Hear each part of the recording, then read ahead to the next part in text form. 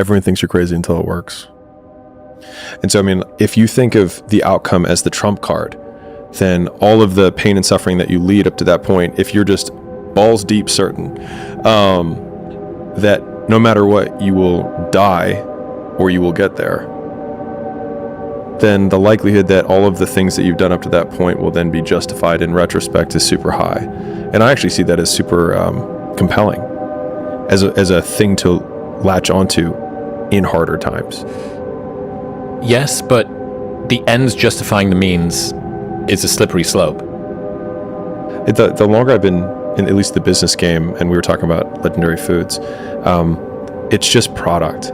Like, I had a roommate way back in the day who's now a really successful entrepreneur, and we were both like early days poor as shit. We happened to live together, and he read this book. He just told me the title, and it just like stuck with me. He said, "Too Good to Fail." And I just love that as a frame. It's like, if I open a sandwich shop, how can I make the sandwiches too good? Like, just if someone takes a bite, they're like, fuck, this is the best sandwich I've ever had. Like, if you just get that, then the rest of it doesn't matter. And so when you're like, I mean, I think about this in business decisions, but probably also in life decisions. I think Tim Ferriss talks about this, the one big domino. It's like, what is the one thing that if I just get this one thing right, everything else shrinks into irrelevance? And I think about that from like the hero story, what you said with Joe Rogan, which I love that frame. It's like, okay, boom, now you're present in your movie. What would that guy do? It's like, well, what one big thing could that guy accomplish that would make all of the mediocrity of your life up to this point irrelevant? And why are you not putting every single ounce of your effort to prove that one point so that you could then justify everything up to that point? So it wouldn't have been mediocrity. It would have been the path to get there. Exactly. Thank you. It would have been the journey. People want to find their passion, but you don't find it, you create it. And you create it by getting good at something. And to get good at stuff, you start by doing something you suck at. Then you get good, then you like it, then people ask how you found your passion.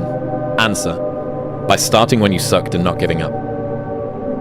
Yeah, I hate the passion mantra. I really do. I mean, part of it was because I'll even play it out. So I read all the same self-help books early on when I was, in my entrepreneurial days, and I was trying to find my passion, and I was into fitness. And so I was deciding between fitness, test prep, because I was good at test prep, and frozen yogurt, because I like dessert, right? So I've like, these are my 3 quote passions, which let's just translate that into things you're interested in. And so as soon as I started the gym, my passion disappeared. It became work.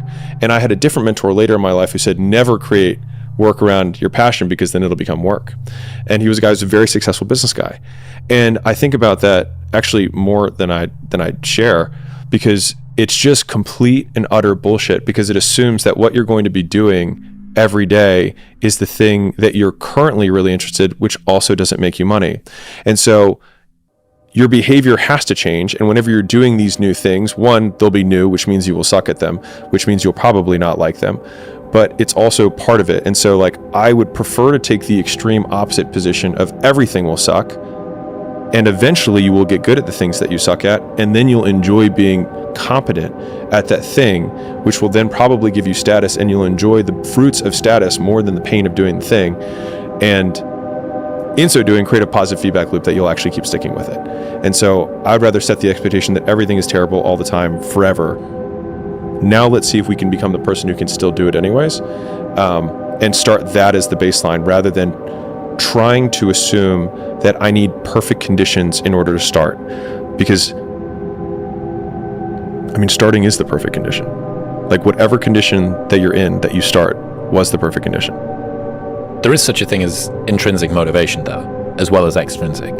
You can do something, there's a whole myriad of things that you could be potentially good at. And many of them could give you renown and money and social clout, and that feedback loop.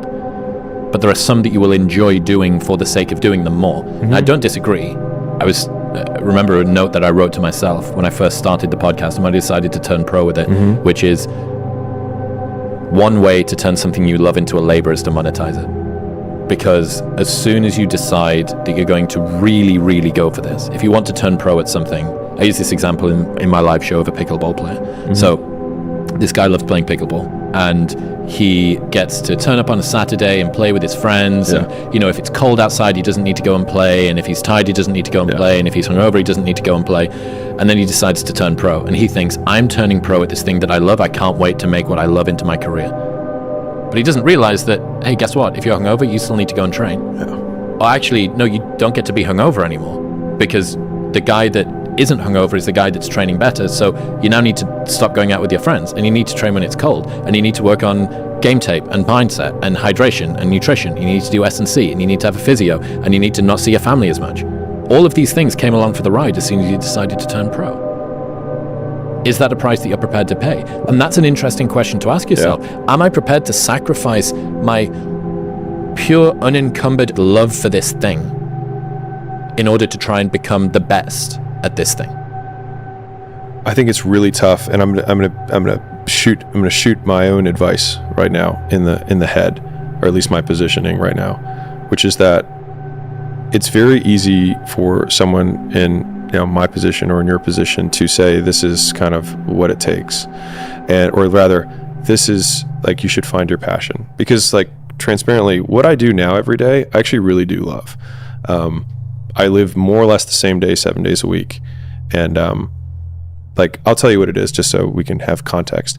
But I wake up and then I go to my office here and I work for 6 hours writing my next book, and then I take 2 hours ish of calls typically. And then after that, I lift in the gym that I custom designed with all the pieces that I love. And then I go and eat with my wife. And then I go to my condo and I sit in my recliner that overlooks the entire city, and I read. And then I go to bed. And I do that every day. And I love every aspect of the day, with the exception of maybe the 2 hours of calls that I have to take. But I see those as a necessary thing for everything else that I have there. Now, could I stop doing that? Maybe.